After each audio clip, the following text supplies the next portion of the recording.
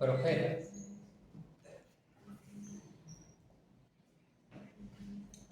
Moisés, tal vez el líder más grande de Israel, fue un prototipo profeta.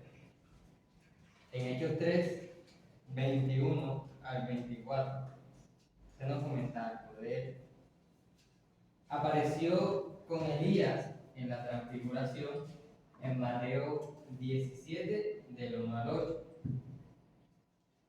Y en Deuteronomio 34, 10, se nos dice que Israel buscaba un profeta como Moisés. Los profetas también desempeñaron un papel en la conquista y en el establecimiento de la tierra prometida. La profetisa Débora predicó victoria, pronunció juicio sobre Barak y hasta identificó el momento adecuado para atacar. El profeta Samuel guió a Israel durante la transición hacia la monarquía. Samuel también fue sacerdote y fue. Gracias. Podía ver el futuro en visiones y pedirle a Dios truenos y lluvia. Gad y Natán sirvieron como profetas del rey. Elías y Eliseo le ofrecieron críticas y consejos a los reyes. Los profetas no solo predecían el futuro, sus mensajes además instaban a Israel a honrar a Dios. Sus profecías no eran principios generales, sino palabras específicas que correspondían al contexto histórico de Israel. En alguna ocasión estuve estudiando los profetas y me encontré con que los profetas literalmente eran la boca de Dios. Esa es una de las razones por las que personalmente, todo es mío, de Isaías, no creo mucho en los profetas que se levantan hoy en día, porque son muy poquitos, muy contados los que de verdad hablan lo que Dios quiere que su pueblo escuche. Así que tenemos a los profetas y tenemos un invitado especial, Rafa, que está en Panorama Bíblico. Estamos trabajando en la lección 6 y 7 de los profetas. Y vamos a hacerle unas preguntas a él y después proseguimos.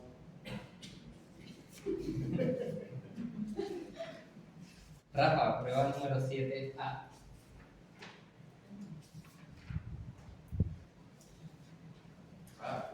Pero las 6, ¿no? No. Bueno, vamos a las 6, pues. A las 6. Adelante. Bueno, si ves tu Biblia, escriba los 5 libros de la ley y los 12 libros de historia en su orden correcto. Entonces, de los libros de la ley tenemos los primeros 5. Entonces, del libro, dije. Génesis, eso, Levítico, Número, Deuteronomio. Muy bien. Y de la historia. Historia. Josué, el libro de Jueces, Ruth, primer libro de Samuel, segundo libro de Samuel, primer libro de Reyes, segundo libro de Reyes, primer libro de Crónicas, segundo libro de Crónicas, Esdras, Nehemías y Esther. Muy bien. Punto número 2. Reyes de Israel. El primer rey fue Saúl, los que eran jueces, no reyes. El segundo fue David y el tercero fue Salomón. Muy bien. ¿Cuáles son los pecados? 2 pecados en los que cayeron Israel, por el cual Dios los sacó de la tierra. Opresión de los pobres y adoración a otros dioses. Muy bien.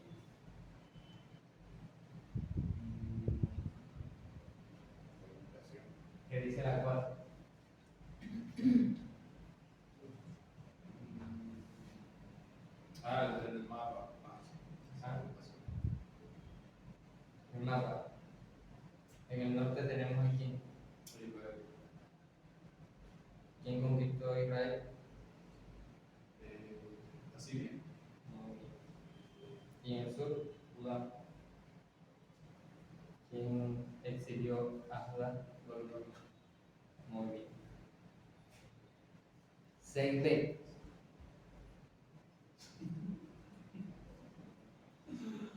Ok, se dice, según el Antiguo Testamento, perdón, según el sistema usado en este curso, ¿cuántos libros de poesía hay en el Antiguo Testamento? Ajá. Y habrían 5, empezando Sí. con Job, Muy bien. tenemos Job, Salmos, Proverbios, Cantar de los Cantares y Eclesiastés. Correcto. Ahí hay una frase. La frase te dice qué libro corresponde a cada frase. Léenos la frase. ¿Por qué Dios permite que suframos? Bien. Pero no me digas la respuesta. Ok. Ajá. Oraciones y alabanza. Oraciones y alabanza. ¿Qué libros? Ok. Salmos. Muy bien. Dirección práctica para la vida diaria.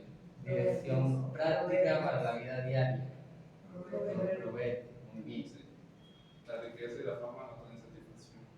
Ajá. Riqueza y fama no trae satisfacción. No. Eclesiastés. Muy bien. Bueno, ese sí está regalado, un hermoso poema de amor. Muy bien. Imposible que no. Rafa, ¿qué dice el Salmo 48:14? Este es Dios nuestro, eternamente y para siempre. Él nos guiará más allá del amor. Muy bien. Hermoso. Ese es el Dios nuestro, que nos guiará aún más allá de la muerte. Y vamos con Isaías. ¿Sí vamos con Isaías? Primero dice. Muy bien. Ahí les entregué unos libritos. En esos libritos pueden ver algunas anotaciones de algunos profetas que son datos para que tengamos en cuenta también. Entonces vamos con Isaías para ver qué conocemos de Isaías. Bueno,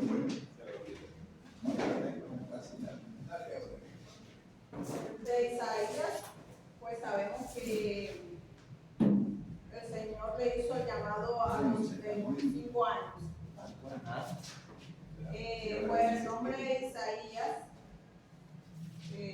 significa con la ayuda de Dios, pero también encontré que era Dios es mi salvador, mi salvación. Entonces, no sé cuál de los dos. Significado, ¿no? El significado del nombre. Dios es salvación. Dios te salva. Bueno, Dios usó a Isaías, bueno, como le dije, a sus 25 años, dice que fue puesto carbón ardiente en su boca para que él predicara su palabra, diera a conocer su palabra. Lo usó en muchas predicaciones porque él lo usó como profeta, como evangelizador y predijo muchas cosas que hasta hoy están sucediendo. Muy bien, coméntenos una de esas cosas. Bueno, entre las predicciones que dijo está, predijo que la tierra de Judá y Jerusalén iban a ser, quería decirse que iban a ser saqueadas. Él le predijo lo que iba a suceder porque se habían olvidado de Dios. Muy bien. Se habían cambiado a falsos dioses, le estaban adorando falsos dioses y estaban podría decirse que convenio o alianzas Ajá. con otros, con otra tierra, Sí. otros pueblos. Muy bien.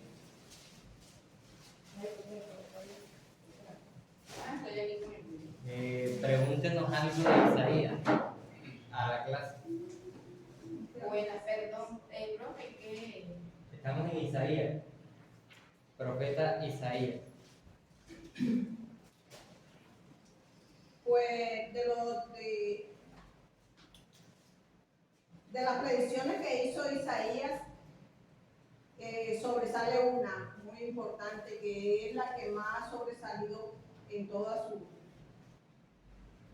su libro. ¿Cuál fue? ¿Quién quiere que le responda? Perdón, ¿puede repetir el nombre? De las profecías de Isaías, ¿cuál es la más? Isaías. Es la más importante. No, es un libro que están leyendo. Destrucción de No. Predicó sobre la salvación. Sobre la salvación ¿La salvación de quién? del pueblo de Israel. No. Predicó de la salvación a través de Cristo, la venida del Mesías. que vino la venida del Mesías. El Mesías. La Muy venida bien. del Mesías. El Señor le dijo que a su pueblo como que informara que pues iba a venir el Mesías, que iba a ser enviado por el príncipe de paz. Muy bien. ¿Qué es lo que más le gustó de estudiar la vida de Isaías? ¿O lo que más le impactó? Pues me impactó que fue un hombre siempre acorde con lo que el Señor le mandaba a predicar, a realizar. Y pues a mí personalmente me encantó cómo le dirían? O sea, la influencia que él tenía hacía que él llegara hasta el palacio del rey, porque fue un hombre influyente. Y la sabiduría y el entendimiento que tenía también le daba para enseñar y predicar la palabra. Muy bien.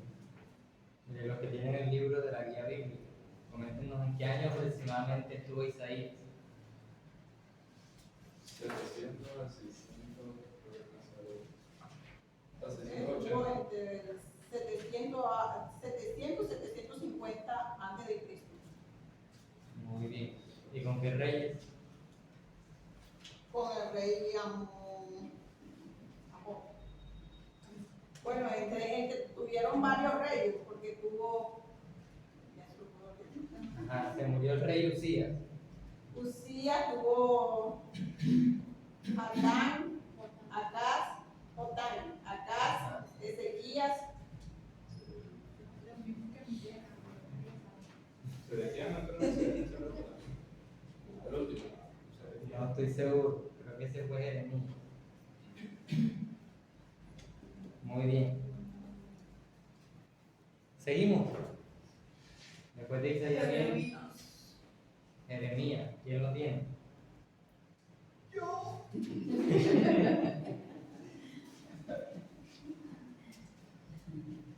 Jeremías. Yo me preguntaba quién era la familia de Jeremías. Ajá. Pues yo no sé. Está complicado. Y la Biblia me habla que el papá era Hilcías. Bien. Pero también dice que Esdras era hermano de Jeremías. ¿Cuál letra? No sé cuál era el letra ese. Cierre. ¿Ah? Esa es la pregunta que yo le estoy haciendo a usted. Me habla de tiene hermano. ¿Cuál Esdras es? No aprendí el primero, ¿no? Me preguntaba de cuáles eran las profecías, las 3 profecías de Jeremías. Era el significado del nombre, que es exaltación del Señor. es el profeta Jeremías, de la familia sacerdotal, el padre Mesías. Dice que el profeta lo llamó Dios a la misión desde niño. Ese es el primer capítulo, ¿no? Llamar al arrepentimiento del reino de Judá.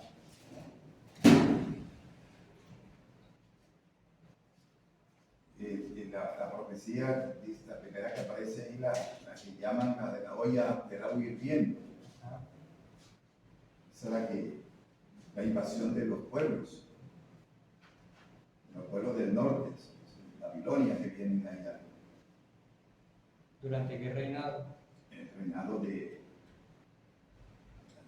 ese reinado creo que era de Ezequías, creo que era. O sea, de Ezequías, ¿no? No, ahí lo vi, pastor, pero no lo anoté. Ezequías, Joaquín. Esos son los dos que Joacín y Joaquín. Josías.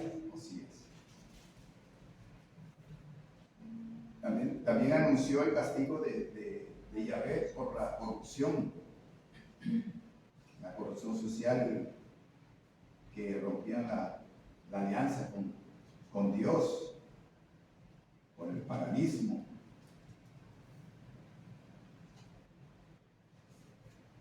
Leamos, Jorge, búscate Jeremías 2.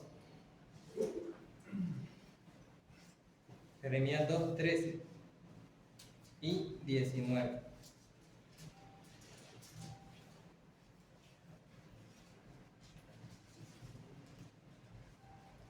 Dice, y 13, pues mi pueblo ha cometido dos maldades. Me ha abandonado a mí la fuente de agua viva y ha cavado para sí cisternas rotas que jamás pueden retener el agua. El 19 dice, tu perversidad traerá su propio castigo. El haberte alejado de mí te avergonzará. Verás qué malo y amargo es abandonar al Señor tu Dios y no temerlo. Yo el Señor de los ejércitos celestiales, he hablado. Muy bien. Continúen, hermano.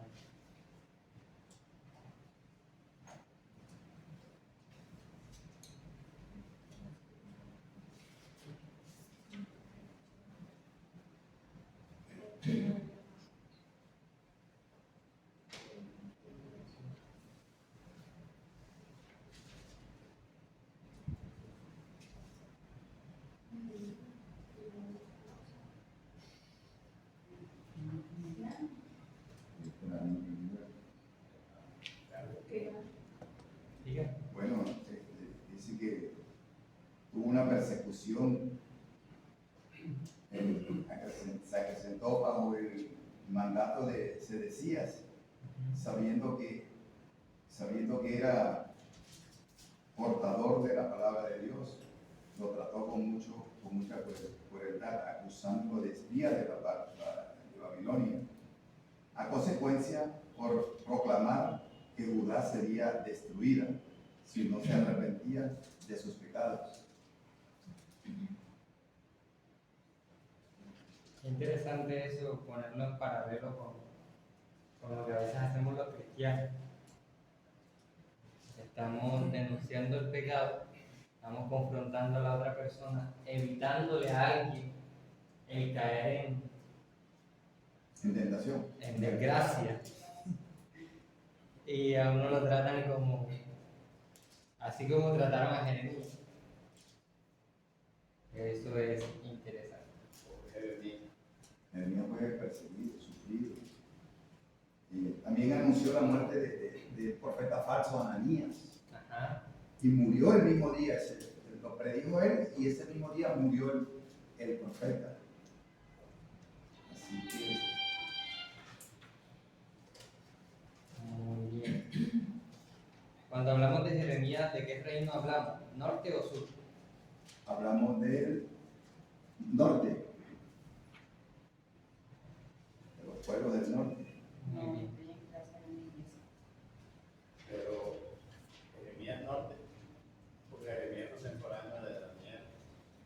Sí, pero Ajá. y ya, o sea, el exilio ya había, o sea, cuando Daniel sale muchachito, ya hacía que con 100 años que había dejado de existir Israel. Muy bien. Entonces, ¿de qué reino hablamos? Tiene que ser el sur porque son contemporáneos, Ezequiel, Jeremías, Daniel. Y creo que- A ver, ¿qué fecha tienen de Jeremías?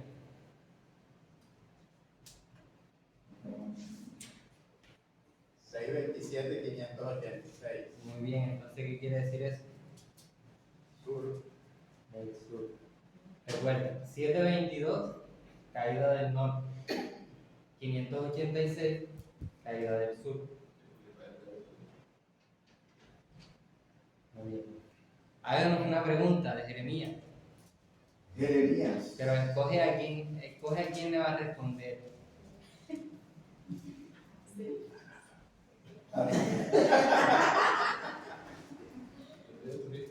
No, al que responda. Jeremías fue. ¿Por qué se llevaron Jeremías a Babilonia? No, A Egipto. a Egipto. A Egipto. ¿Cuál fue el motivo? Que fue, se llevaron a Jeremías ya a Babilonia. A Egipto. A Egipto, a Egipto.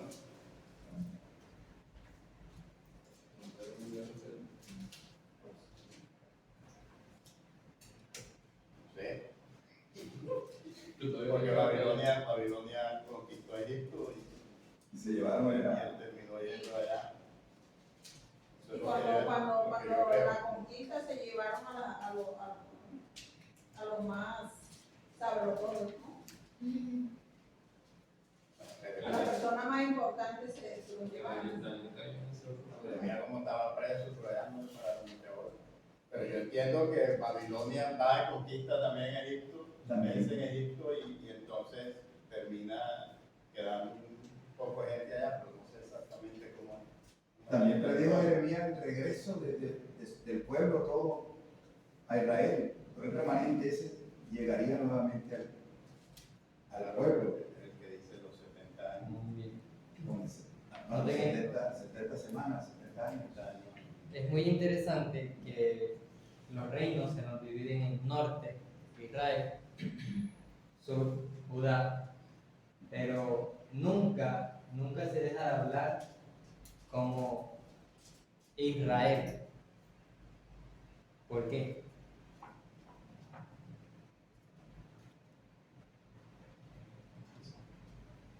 Con los israelitas.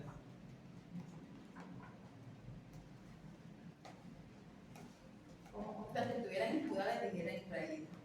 Ay, por la nación. Por las tribus. No, pero sí se le siguió a los de Judea, se les siguió llamando israelitas, estando ya claro que el norte era Israel. Porque hoy en día sí nos llamamos Por la Israel. descendencia.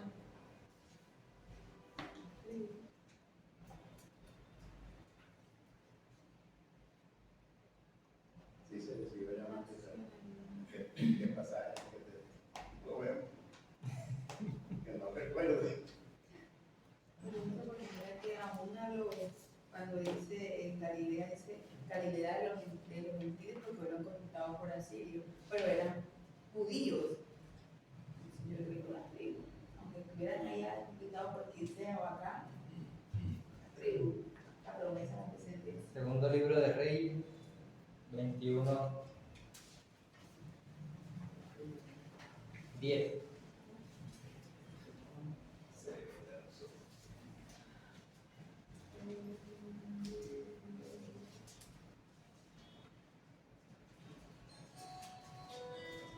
Sí.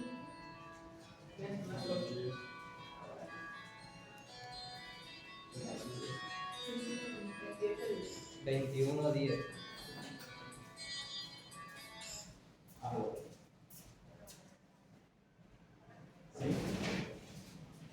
Pero es que te habló fue Jehová por medio de su siervo, los profetas, diciendo.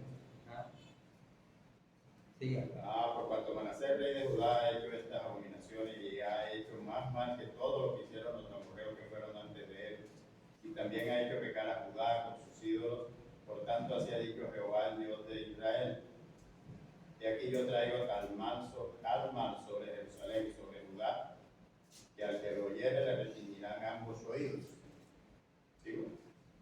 Y extenderé sobre Jerusalén el cordel de Samaria y la plomada de la casa de Acab, y limpiaré Jerusalén como se limpia un plato que se friega y se vuelve boca abajo.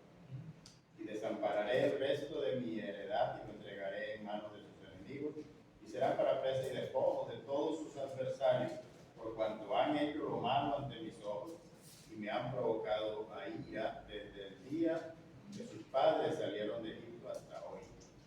Muy bien, ¿por qué Dios se identifica como el Dios de Israel?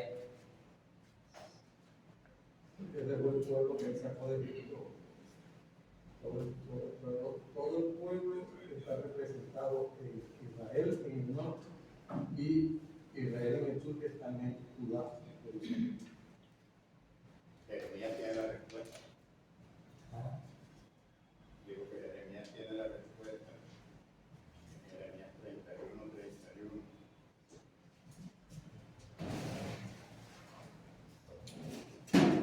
Dice, he aquí que vienen días, dice Jehová, en los cuales haré el nuevo pacto con la casa de Israel y con la casa de Judá. Y el capítulo 37, pues, a los huesos secos son de Israel, como me va a levantar de nuevo. Y además la profecía de los dos palos. Toma un palo y levántalo y escribe en él Israel y otro Judá y los une en uno solo. Serán un solo pueblo nuevamente. O sea, el Señor dice, yo vine a buscar las ovejas perdidas de la casa de Israel. Porque la promesa era que iba a ser un solo pueblo nuevamente. Y también corresponde al tabernáculo caído de David. Israel completo. Uno solo hasta el reinado de Saúl. Y esa promesa todavía no se ha cumplido. No. Se va a cumplir, entonces igual. Muy bien, entonces es interesante ver cómo, a pesar de la división monárquica que hay, de la división de la tierra, Dios sigue teniendo a su pueblo como uno.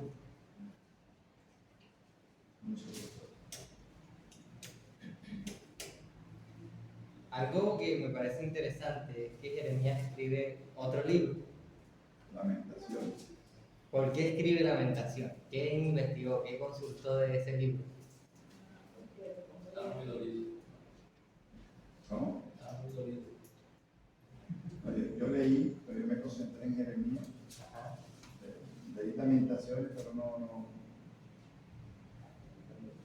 Como el centro era Jeremías, ahí yo me quedé ahí en Jeremías. Bueno, busquemos ahí Lamentaciones al lado de Jeremías El libro que sí.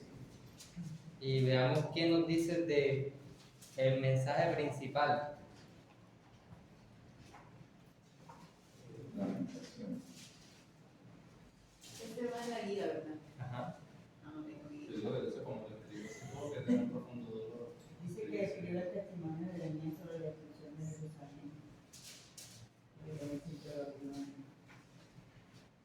Dice así como mensaje principal.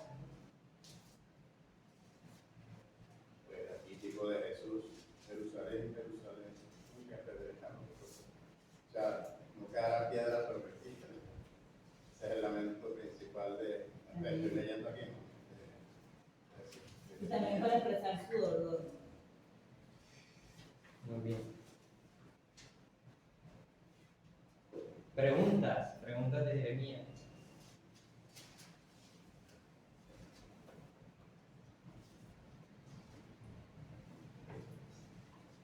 Tengo un poco de Jeremías de explicación.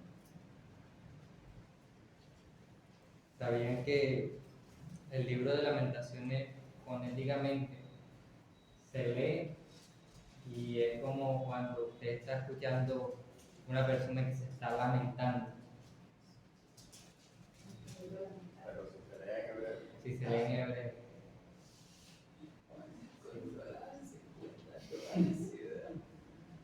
Y eso es muy interesante. Ese libro tiene esa característica en hebreo. Son endecias. Son características fonéticamente. O sea, la manera en que se lee el libro en hebreo suena como cuando usted escucha a alguien en una casa por allá que está lamentando, llorando. Por Israel. Amén. Fundamento del pueblo. Por Israel. Jerusalén. Que Isaías, Jeremías sufrió mucho porque imagínense lo metían en la cisterna, por cuando hablaba de Dios, que no era lo que los reyes o el pueblo quería escuchar, planeaban matarlo. Pero Una actitud con algo que hacía antes, pero nunca he comprendido el mismo por qué. Yo decía que colocaban ceniza sobre la cabeza y colocaban a los hijos. Por eso es que le decían el profeta lloró. Sí. Por la lamentación. Escuchen la pregunta de Rafa. A mí algo que siempre me ha pasado curiosidad cuando leí el Antiguo Testamento, cuando he ido leyendo, es que decía que en el Señor de los rasgaban la ropa y se echaban ceniza sobre la cabeza. ¿Por qué era ese? Se vestían de silicio. Ese era el vestido de silicio. La ropa que le fastidiaba, que le picaba, la ropa de la lana esa. Como castigo, como sufrimiento. Ya por cualquier causa que había sucedido. Ese era vestirse de luto. ¿Por qué romper la ropa entonces? ¿Por qué rasgar? Mira que tira cosas. Era costumbre. Esdras 8:21. Mira, Esdras 8:21 lo que dice: publiqué ayuno allí junto al río Ahava para afligirnos delante de nuestro Dios. Sí, porque para ellos la Es un símbolo de aflicción y humillación, porque el ayuno también era así: silicio, ceniza, tierra, Humillación. y afligirse. En la teología veterotestamentaria, el ayuno tiene una connotación muy diferente a lo que hoy en día hacemos. ¿Ya? Hoy en día es una manda para que el Señor nos dé algo. Sí. ¿Y anterior era? Era el ayuno en la teología veterotestamentaria es cuando tú reconoces quién es Dios y quién eres tú. Y estás en la posición que estás porque te lo mereces, pero clamas a la misericordia de Dios. ¿Ya? Es parte de lo que hay que entender. Como un arrepentimiento. Sí. Y es un arrepentimiento que lo demuestra con todo. se exterioriza mucho, hasta de la de rostro. Es ese acercarse a Dios, humillándose uno, y la consecuencia lógica, el resultado lógico es verdadero y genuino arrepentimiento. Por eso Isaías, el Señor dice a través de Isaías también que el ayuno, ¿cuál es el ayuno que yo no pedí o no deseo? Ajá. Porque ahí no había realmente arrepentimiento de nada. Exactamente. Entonces era peor esto aquí.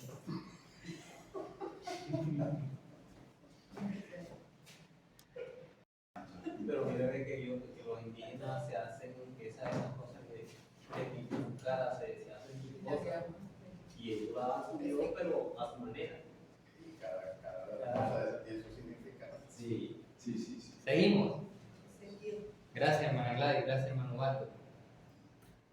¿Quién sigue? Adelante. Bueno, dice que el significado del nombre de Ezequiel es Dios fuerte, Dios es mi fortaleza. Yo le hace buenos nombres para los hijos. Ezequiel era hijo de Buzi, del linaje sacerdotal, y él también era sacerdote de la familia de Sadoc. Fue llevado cautivo a Babilonia por Nabucodonosor junto con el rey Joaquín de Judá. Permaneció en una ciudad de Mesopotamia llamada Tel Aviv, cerca de Nippur, en la aldea a orillas del río Eba. 5 años después, a los 30 años de edad, Dios lo llamó a ser profeta. Y ejerció lo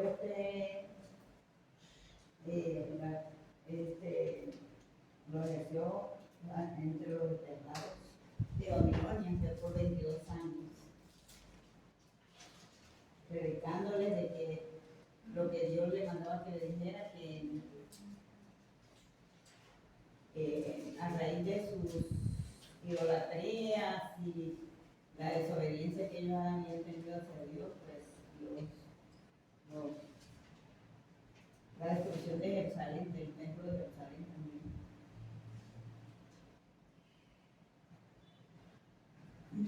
Los mensajes, pues, destrucción eminente de Jerusalén, condenación de las prácticas idólatras y predijo la restauración de Israel.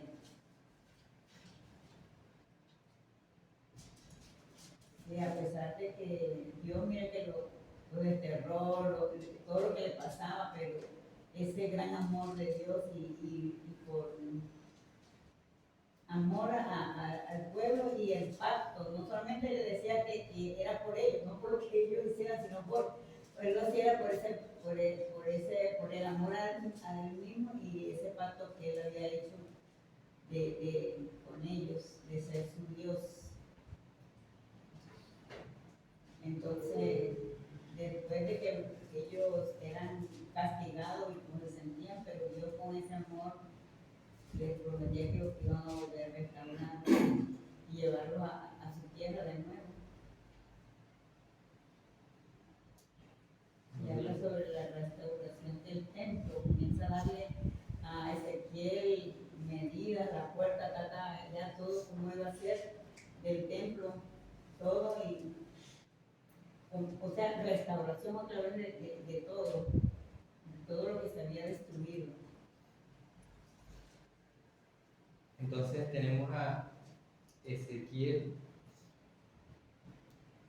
¿En qué momento de la historia de Israel? Momento. ¿Sí? ¿En qué momento? Cuando en el exilio. En el exilio, muy bien. Entonces le llamamos un profeta exílico. Tenemos profeta de la monarquía, profeta exílico o del exilio y profeta post-exilio o post-exilio. Bueno, una pregunta de Ezequiel.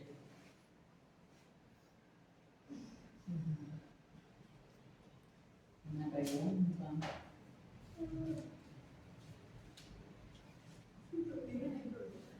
Si no tiene, pasado. Si no tiene preguntas, se la hago yo. Háganse favor. Quiero compartirles algo aquí que me llamó la atención. Dice, Ezequiel es transportado en una visión a Jerusalén, donde es testigo de las abominaciones de la ciudad. Ezequiel es llevado a Jerusalén y ve lo que está pasando en la ciudad. Hay abominación en la ciudad de Dios.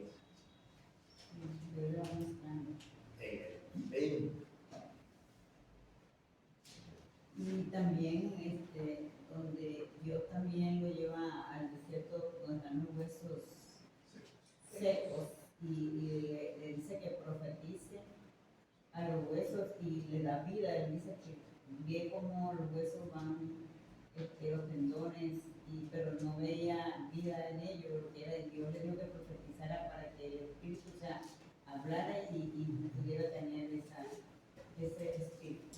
Y así fue. Entonces eso como verla, ahí como profetiza ¿cómo le diría? La restauración. Restauración de Israel. Y ahí muestra también donde él ve 7 visiones, donde una cantidad de cosas ahí que va describiendo como algo con cabezas de hombre, de león, de águila, y la forma en que, cómo caminaba, todo eso. Entonces son visiones que él ve, que Dios le muestra, y le muestra también eso que estaba diciendo usted, donde él lo va llevando, le va diciendo, mira, el pueblo cómo peca, cómo hace todo eso. Entonces, la ira de Dios contra ellos, de ver esa rebeldía de ellos contra Dios, que a pesar de que Dios todo lo que ha hecho por ellos, pero ellos como si fuera caso omiso, ¿no? Como siguen adelante en sus abominaciones, en su idolatría, y Dios a raíz de eso, por eso es que toma la decisión de exiliarlos del pueblo y dejar que lo lleven a Babilonia. Hay algo que me llama mucho la atención y que es muy fuerte en la teología del Antiguo Testamento, y es que en Reyes se nos relata que hay un momento en que el pueblo de Israel es sacado y hay otra población que empieza a llegar al territorio de Israel, y entonces llegan unos leones que Dios manda y matan a gente. Entonces ellos le dicen: tienes que mandarnos a gente de los que vivían aquí para que nos enseñen la costumbre del Dios el que se adoraba aquí. Resulta que en la mentalidad de el habitante de esa época, en ese territorio, la mentalidad es que si Israel está aquí, el Dios de Israel controla esto aquí. Pero ese Dios de Israel no tiene lugar aquí en Filistea. El Dios de los filisteos está aquí, el Dios de ellos es el que manda aquí. Este Dios no se mete acá. Y así, el Dios de los asirios es este Dios acá. Este Dios de Asiria no tiene nada que ver con Israel. El Dios de Israel no tiene nada que ver con el de Asiria. Me parece interesante porque me lleva a pensar ahora Ezequiel y Daniel, que es un Dios que se revela cuando ya ellos han sido exiliados. No alcanzo a recordar un profeta que tenga tantas cosas, tantas descripciones, tantas visiones en la misma tierra de Israel y de Judá, como estos que están fuera de esa tierra y tienen tanta revelación de Dios. Una vez más, Dios me está mostrando, me está revelando: yo soy Dios de toda la tierra. Yo le doy a el que quiero darle en cualquier lugar de la tierra, no solamente en Israel. Hay que tener eso ahí en mente. ¿Cuál es ese versículo? ¿De cuál? Del que está hablando, o sea, estaba leyendo. En Reyes habla de los leones, de que sale el pueblo y llega otra gente y los leones los matan. Los asirios, o sea, los asirios llevaron gente de otras tierras. Lo que le estoy preguntando en qué parte lo leyó o cómo que dice usted que él es el Dios que revela y él le da al que quiere. Ok. No es un versículo, es ver el panorama de cómo la revelación.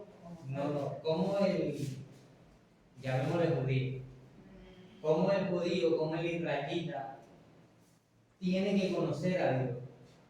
Parte de lo que estamos haciendo en este curso es ver a Dios como Dios quiere ser, como Dios se ha revelado en el Antiguo Testamento. ¿Ya? Eso es parte de lo que hemos venido trabajando. Sí, porque más que ver los libros, más que ver los profetas, más que ver los detalles y eso, es cómo nosotros conocemos a Dios. Un Dios que solamente se revela aquí en el templo. No, eso no es lo que me está dejando claro el Antiguo Testamento. Es un Dios que se revela, si estoy en Cartagena, allá se me revela. Es un Dios que se me revela en cualquier lugar en donde yo esté. Gracias, mi hermana Adel. Seguimos. Un puntico de aplicación ahí con respecto al templo tópico retirado que vio Ezequiel. Pero yo le había echado la culpa a Jeremías de lo que dijo Ezequiel, ¿no? Con los huesos secos y eso. Yo había dicho que Jeremías. Ustedes corrigen. Pero al templo todo pintorreteado que le mostraba el Señor. Y la verdad yo lo aplicaría a, si nosotros somos templo del Espíritu Santo, como hoy en día muchos toman el templo del Espíritu Santo para pintorretearlo, llenándose de tatuajes por todos lados y pintorreteando con cualquier cosa. Algo que no es nuestro, ese es el templo del Espíritu Santo. Una aplicación a ese templo. Muy bien, gracias. El mismo. ¿Quién sigue? Daniel. Bueno, cuéntenos de Daniel. Bueno, vamos a ver lo poquito que saqué yo aquí de Daniel. El nombre, lo primero, Daniel es, Dios es mi juez, el Elohim es mi juez, la familia de la que proviene Daniel. Si no la encontré, pero dice que es del linaje real de los príncipes de Judá. Capítulo 1, del 1 al 6. Si uno lee eso de los príncipes de Judá, es muy probable que entonces uno diga, Daniel parece que fue de la línea de David. O sacerdotal, o de rey. Si dice real, es de rey. Dice del linaje real de los príncipes de Judá. Bueno, podría. Pues sí, porque si dice real, aunque ya habían, todos eran descendientes de David, ni modo. No nos ataría. Pues sí, así es. Entonces, contemporáneo de Habacuc, de pronto me parece que Sofonías, Jeremías y Ezequiel son, digamos, profetas contemporáneos. Digamos, el cautiverio él fue deportado en la primera deportación, cuando el reinado de Sedequías, aproximadamente en el año 606 a.C.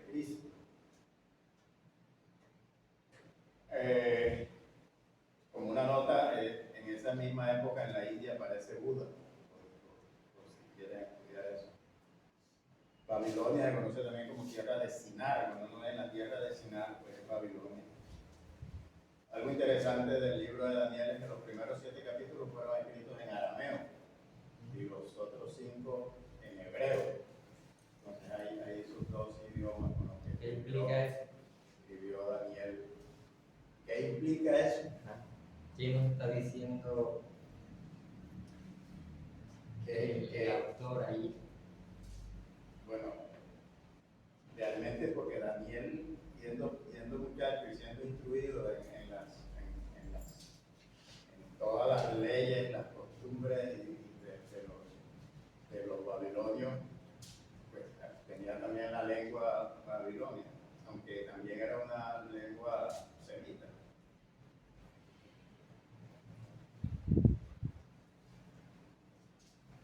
¿Qué significa eso? De las tierras, las regiones ahí, los pueblos.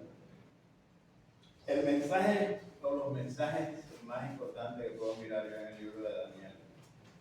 Primero, que Jehová es soberano sobre todos los reyes y sobre todos los reyes de esos reyes. Muy bien. Eso sí lo podemos. Tú buscabas la hermana buscaba unos textos, en Daniel los tenemos.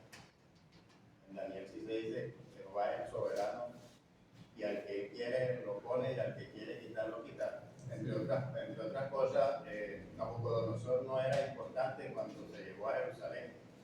O sea, solamente que Dios quiso que se lo llevara.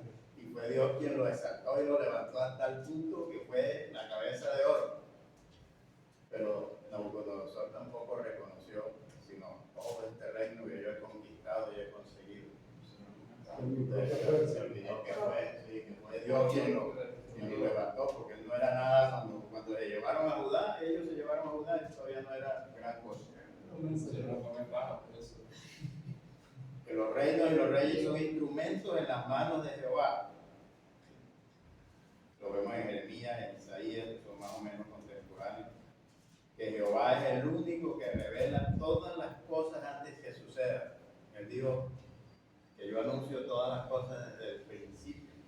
Y aquí lo vemos también anunciando todo lo que aún no ha sucedido y que nosotros deberíamos conocer porque estamos próximos a vivir. Son las cosas que deben suceder pronto. Como está en Isaías, en Daniel 2, 21, 22, Daniel 2, 47.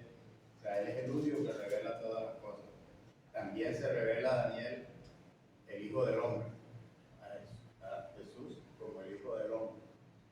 Y cuando recibe todo poder, autoridad, trono en el reino.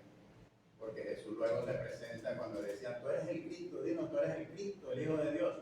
O sea, son títulos de reyes, sobre todo el rey descendiente de David. El ungido, el Cristo, el ungido, el Hijo de Dios. Pero el Hijo del Hombre, por eso se enojaban más cuando él decía, es que verán al Hijo del Hombre, que sube, que baja, verán al Hijo del Hombre, se rasgaban las vestiduras, porque ese título es un título divino. Aunque uno dice el Hijo del Hombre y uno asume que es el Hijo del Hombre porque nació de María, no, ese título es más divino que el Mesías, Hijo de Dios. Porque el Mesías, Hijo de Dios, era un título para los reyes. Y era el título del rey que los iba a libertar a los israelitas, o en este caso a los judíos que estaban ahí. Pero el título Hijo del Hombre, ese es un título divino. Por eso ahí ellos no aguantaban cuando él decía el Hijo del Hombre. Pues, oye, esto es el Mesías Cristo, pero no le diga a nadie. O sea, y enseguida Jesús decía, es que el Hijo del Hombre vino a esto. Él se cambiaba el título al Hijo del Hombre, porque él vino como el Hijo del Hombre. Ya por la próxima venida sí es ya como el ungido, el Hijo de Dios, ya rey. Entonces es un punto importante también en la revelación del libro de Daniel. Y se nos revelan pues acontecimientos del fin. O sea, deberíamos estudiar en el libro de Daniel, para estudiar eso tendríamos que poner como pasaje paralelo el capítulo 2, que es la revelación que el Señor le da a Nabucodonosor cuando le pregunta qué iba a hacer de estos reinos de aquí en adelante. Y el capítulo 7, que es la revelación por la revelación que Dios le da a Daniel de lo que iba a hacer. Son dos pasajes que son paralelos. El capítulo 2 y el capítulo 7 son paralelos. Y son la primera parte de Apocalipsis. O sea, no podríamos, si vamos a estudiar Apocalipsis, no podríamos dejar por fuera Daniel. O sea, Daniel y Apocalipsis forman, digamos, la estructura principal de todo lo que es profecía, como si fuera un rompecabezas, y el resto de los profetas tienen una pieza aquí y una pieza allá que lo complementan, pero la estructura principal es Daniel y Apocalipsis. Es muy interesante que Daniel se encuentra ubicado en la sección de profetas, pero más que profeta, Daniel es una revelación, al igual que Apocalipsis. Apocalipsis es un libro, pero también se cuenta más que como un libro, como una revelación. Hay que tener eso en cuenta. Sí, Daniel es más, y se conoce también como el Apocalipsis del Antiguo Testamento. Realmente es una revelación de Dios de los acontecimientos de los últimos días. Interesante. Ya como un dato adicional personal. En Apocalipsis vemos que van a venir dos testigos.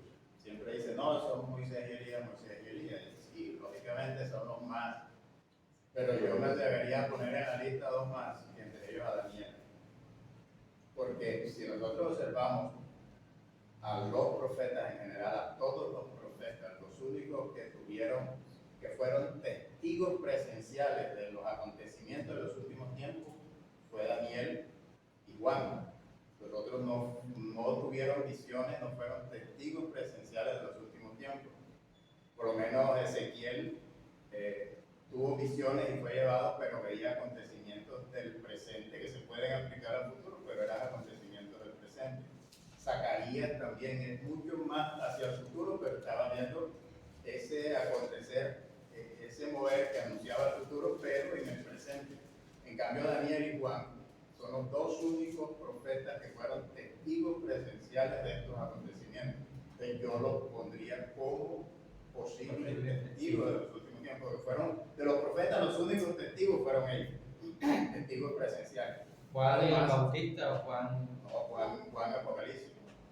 El apóstol. El apóstol Juan, por dos puntos.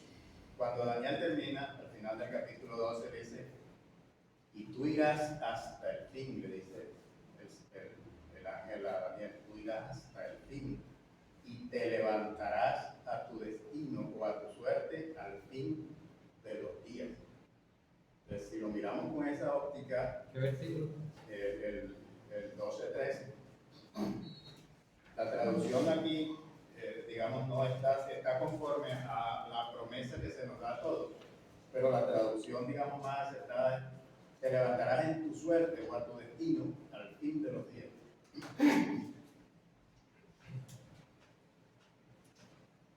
Entonces, tiene algo de que está diciendo el Señor, tú te levantarás al final de los días. ¿Por qué le va a decir eso? Por Juan, porque Juan en Apocalipsis, en el capítulo 10, cuando el librito, el pasaje del librito, que él se lo come y dulce en la boca, pero cuando se lo trae es amargo. ¿Qué palabras se le dan? Dice, le dice el ángel a Juan, le dice, tú profetizarás a todo pueblo, naciones y tribus y lenguas. Y a Juan viejo en la isla de Patmos, cuando hizo eso, no lo ha hecho todavía. Y un pasaje que siempre a nosotros nos parece gracioso cuando Pedro, el Señor le dice a Pedro, sígueme, y Juan se le va atrás y Pedro dice, bueno, ¿qué hace con Juan? Y el Señor le dice, si yo quiero que él quede hasta que yo vuelva, quede aquí. ¿Sí? Uno se ríe, uno dice, no, ¿y a ti qué te importa si yo quiero que él quede hasta que yo vuelva? Pero si lo miramos ya con otra óptica, claro, o sea, esto apunta a algo más. ¿Sí? Entonces, y sobre todo que a Juan se le dijo, tú vas a profetizar a todo tribu, lengua, pueblo y nación nuevamente. Le dice nuevamente, de Apocalipsis 11 creo que se le dice eso. No sé si alguien lo quiere leer. Entonces yo le sumaría 2 testigos más como un aporte personal, no es aquí de ninguna. ¿Para qué me sirve a mí, Daniel? ¿Cómo lo aplicaría yo hoy en día? Primero, bueno, porque me asienta conociendo que Dios es soberano, ¿verdad? Sobre todas las cosas, hasta sobre el gobierno que tenemos en Colombia. Pero conocer la historia de las cosas que van a pasar nos da paz, nos da calma, sabiendo que Dios tiene el control, tiene cuidado y que al que le sigue y le obedece, Dios lo guarda, así sea horno de fuego, así sea pozo de leones, venga lo que venga, el Señor nos va a guardar. No importa si viene tribulación o si viene gran tribulación, persecución, nos va a guardar el Señor. O sea, eso nos debe dar a nosotros paz y tranquilidad de que el Señor tiene el control. Si tiene el control sobre lo que va a pasar con los reyes, con los reinos, con todo eso, también el Señor promete que nos cuida, nos guarda y nos protege, pase lo que pase. El ejemplo más claro de eso es dormido en una tormenta, en una barca. No te da cuidado que nos jugamos aquí, tormenta. Estaba dormido, o sea, ¿quién se puede dormir en un bote cuando una tormenta se está cayendo? O sea, Sobre todo que no lo deja dormir. Muy bien. Estaba pensando también en este asunto que Daniel, recuerden lo trascendental de los nombres en la teología del Antiguo Testamento. Daniel está diciendo Dios es juez. Y es el juez que está juzgando a Israel con justo juicio. No es que me diste la tierra prometida y ahora me la quitas. No. Es que te di mi parte. Y te importó 5 mi parte. Y él no se la quita, porque él los trae nuevamente a la tierra. ¿Por qué? Porque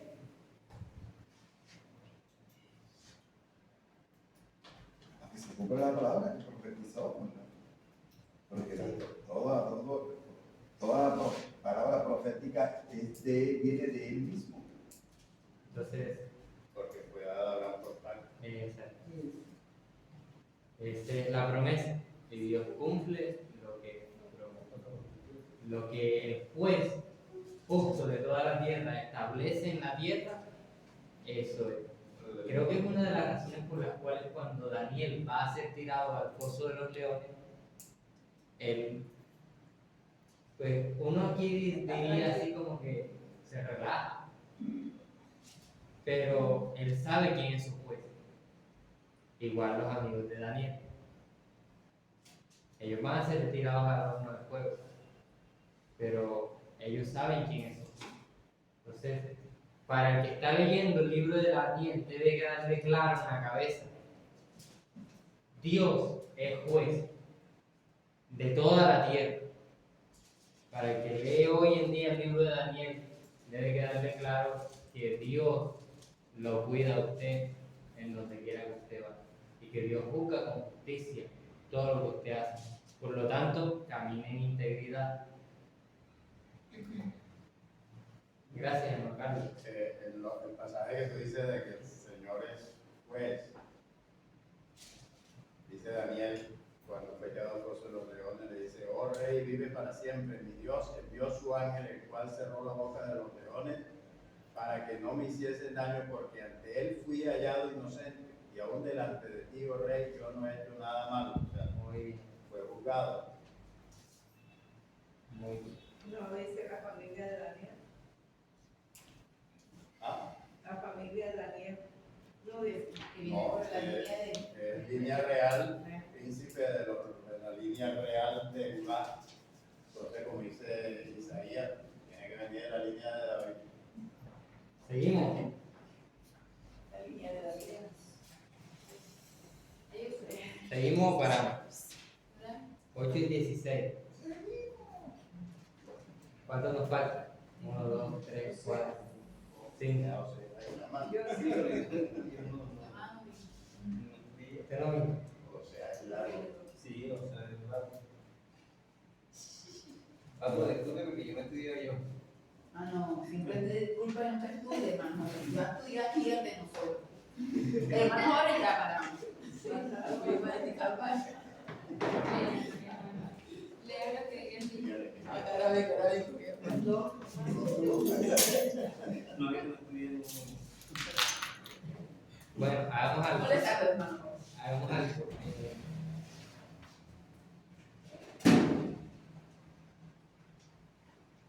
Vamos a hacer una pausita aquí de los profetas. ¿Cuál es el rollo? O sea,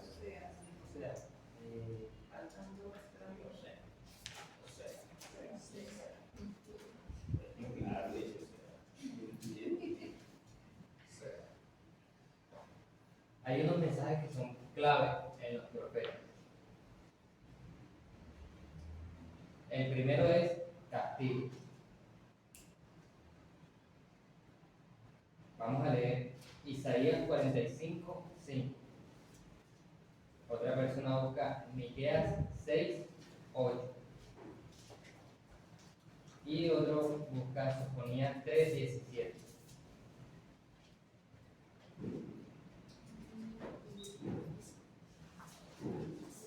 Isaías, ¿qué? 45, 5.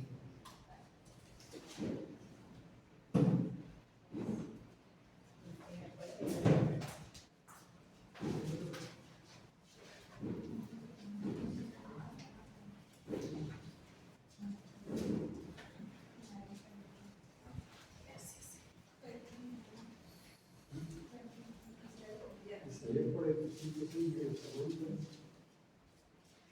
¿qué hace que? Miqueas 6, 8. Sofonías 3, 17. Con el 17 me dice que Isaías, ¿qué verdad? 45, 5. se ponía 3:17. ¿Qué dice? No sé, yo sé lo que dice la canción. Yo creo que esa canción está mal. Que solo ponía 3:17. 3, 17.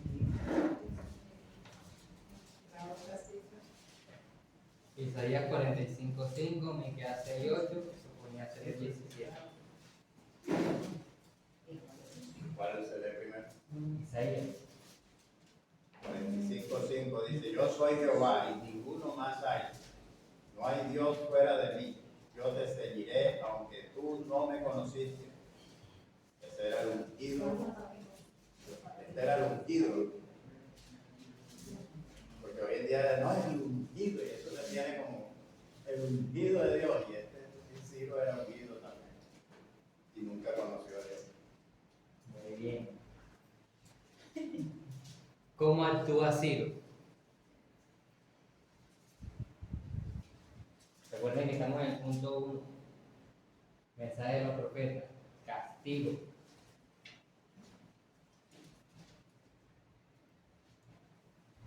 Entonces, ¿cómo actúa Ciro? Repitamos el versículo. Yo soy Jehová, y ninguno más hay. No hay Dios fuera de mí. Yo te ceñiré, aunque tú no me conociste. Yo te ceñiré.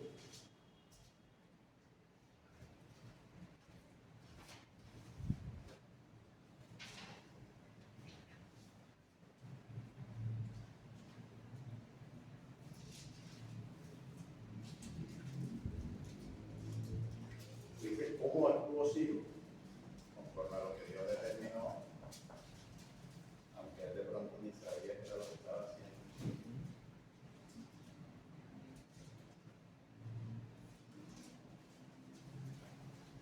Miqueas 6:8.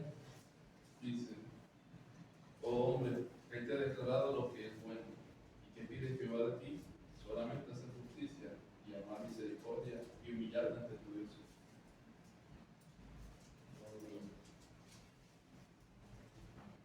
Eso es lo que es bueno. Si usted se sale de ahí, tenga cuidado que las consecuencias no van a ser agradables. Y Sofonías 3:17. Jehová está en medio de ti, poderoso él salvará, se gozará sobre ti con alegría, callará de amor, se regocijará sobre ti con cánticos. Ahí tenemos el Dios de toda la tierra. Una vez más, diciendo, yo soy. Punto número 2.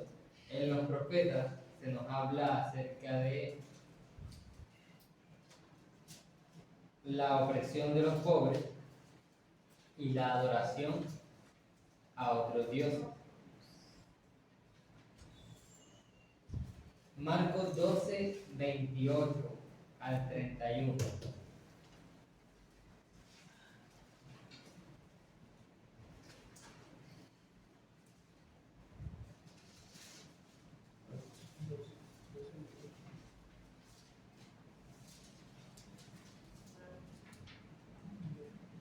¿Algo? 12:28 al 31. El gran mandamiento. Acercándose uno de los escribas que los había oído disputar y sabía que les había respondido bien, le preguntó, ¿cuál es el primer mandamiento de todos? Jesús le respondió, el primer mandamiento de todos es, oye Israel, el Señor nuestro Dios es Señor uno es, el Señor uno es. Y amarás al Señor tu Dios con todo tu corazón y con toda tu alma y con toda tu mente y con todas tus fuerzas. Este es el principal mandamiento. Y el segundo es semejante, amarás a tu prójimo como a ti mismo. No hay otro mandamiento mayor que estos. Muy bien. Rafa, ¿cuáles son los dos mandamientos más grandes? Amarás al Señor tu Dios con toda tu alma, con toda tu mente y con toda tu fuerza. Y amarás a tu prójimo como a ti mismo. Guarda que Jesús es el Señor. Jordi, ¿cuál de esos mandamientos quebrantamos cuando oprimimos a los pobres?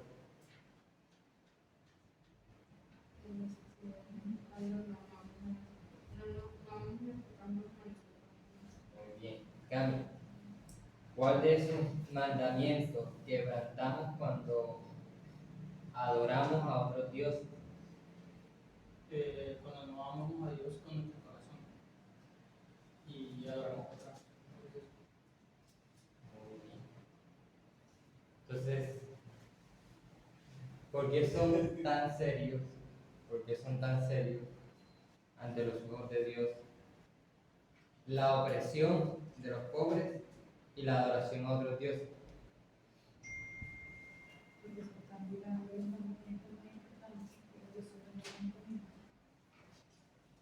¿Cómo? No oigo.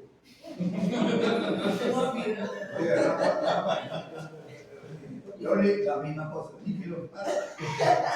Tan duro que A habla. ver, hablen duro. Del duro. ¿Qué? ¿Cuál es la pregunta? Vamos a repetirnos de nuevo. Sí, pues así no aprende uno. Claro. Así queda uno que uno le da pena preguntar. ¿Qué fue lo que dijo? No. Rafa, No, Rafa sí, eso sí. mandamientos más importantes. Amarás al Señor tu Dios con toda tu alma, con toda tu mente y con todas tus fuerzas. Dice Jesús que es el primer y gran mandamiento y el segundo es semejante, amarás a tu prójimo como a ti mismo. Muy bien. Jordi, ¿qué mandamiento quebrantamos cuando oprimimos a los pobres? A nuestro prójimo. nosotros mismos. Yo lo tenía claro, porque, pero no le oigo. Bueno, cuando no amamos a nuestro prójimo, ahí estamos. Y una voz tan bonita que tiene. Carmen, ¿qué mandamiento quebrantamos cuando adoramos a otros dioses? Que cuando amamos a Dios con todo nuestro corazón. ¿Se la tiene clara? ¿Cómo? ¿La tiene clara? Era la pregunta. ¿Por qué son tan serios estos, Dos mandamientos. estos dos pecados que denuncian los profetas? Opresión a los pobres y adoración a otros dioses. Estos pecados no agradan a Dios, por eso Él hace justicia severa. Son los que él ya recalca aquí, los dos más. Yo estaba diciendo también, hermano Waldo, que estábamos incumpliendo el mandato que él había dado. Y en la parte del prójimo, yo creo que se miran los dos. Uno porque no estamos obedeciendo, otro porque estamos haciendo mal contra el prójimo. De hecho, cuando los establece, incluso establece uno para los que son forajidos, que son de otras tierras que se también a Roma. Una parte con ellos. Entonces, note, el mensaje de los profetas generalmente va a ser de castigo por un pecado que se ha cometido, va a ser de restauración de una u otra manera, mostrando el amor de Dios, y va a ser un mensaje como dice Daniel: Dios es un juez justo.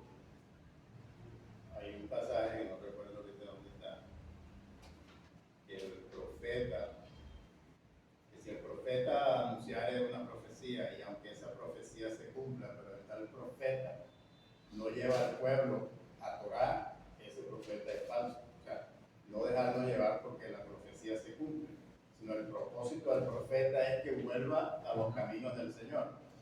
Entonces, un falso profeta no solamente lo miramos si se cumple o no una profecía, sino nos está llevando o no a Dios, a lo que Dios ha determinado. Pero no recuerdo cuál es. Pero ya habla del profeta falso y no es verdadero. Eso sí es Miqueas 3. Muy bien. Recuérdeme su libro. Oseas, Amós, Zacarías, Jonás, hermana Luz, Jonás. ¿Y cuál falta? No, Jonás tiene Osea, ya me acordé. Osea, ¿cómo es Mailé? Mailé tiene Osea. No, ya no vino. Ese día, no. No vino, ya no vino por WhatsApp, le dio un Jonás. Ah, le dieron Jonás. Porque ya parece que. Abacú, ¿quién no tiene? Llevamos a dar chance a leer. Abacú no tiene nadie.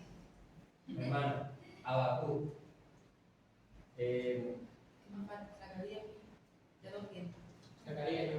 ¿Y usted? Malaquías, Amos, Malaquías. ¿Y quién tiene Miquel? Ah, yo, Malaquías. Malaquías. ¿Para cuándo? Para el próximo. Voy a apuntarte de responsables. ¿qué? Posibles. Imposible.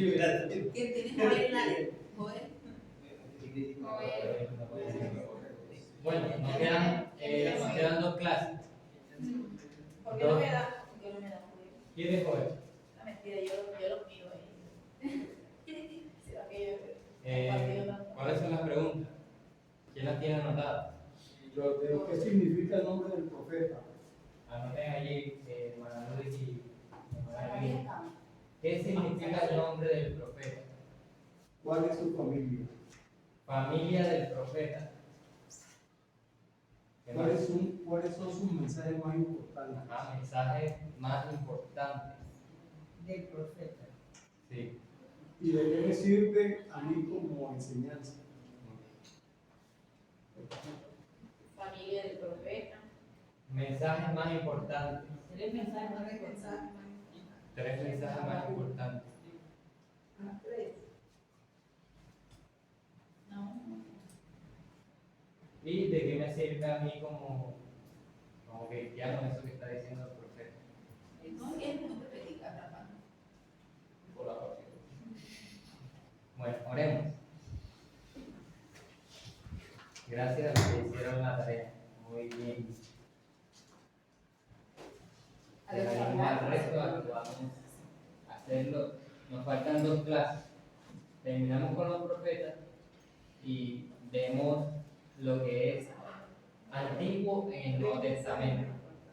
El ejercicio va a ser el siguiente. Voy a traer la otra clase varias citas y usted va a coger 2 de esas citas, las va a buscar en el Nuevo Testamento y las va a buscar en el Antiguo Testamento y va a decir por qué se menciona esa cita en ese momento En ambos. en el Nuevo Testamento. El próximo viernes les comento bien la idea, pero es para que vayan. Eso no es para ahora. Ahora preocúpese para aquí. No se preocupe, que sepa después de elecciones. Sepa después de elecciones.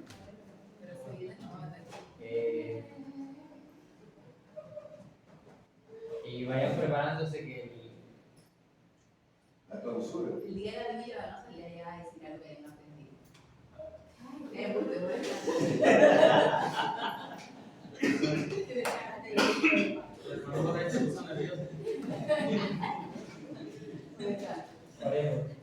que ayudarlo a trabajar ese Dios, te doy gracias por la vida de Jeremías, por Isaías. Gracias por Daniel. Gracias por Ezequiel. Señor, gracias por cada uno de estos profetas que hoy hemos mencionado. Gracias porque nos enseñas a depender de ti, a confiar en ti con todo nuestro corazón. Padre, gracias porque nos ayuda, Señor, a hablar lo que tenemos que hablar de parte de ti. Y también nos ayudas a callar, a hacer silencio cuando hay que hacer silencio, a lamentarnos cuando hay que lamentar. Pero nuestra confianza sigue puesta en ti. Gracias por tus promesas. Gracias, Señor, por lo que ha de venir. Gracias porque tú tienes cuidado de tu iglesia. Ayúdanos cada día, Señor, a honrarte a ti con nuestras vidas. Ayúdanos cada día a mantenernos firmes en la fe en Cristo Jesús.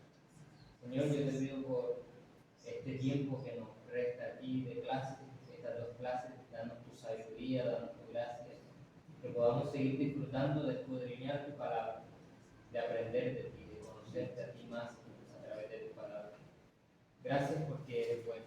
Llévanos con bien a nuestros lugares de destino en esta hora y te pedimos, Señor, que sigamos cada día aprendiendo para poder enseñar a otros de lo que tú nos das. En el nombre de Jesús. Amén.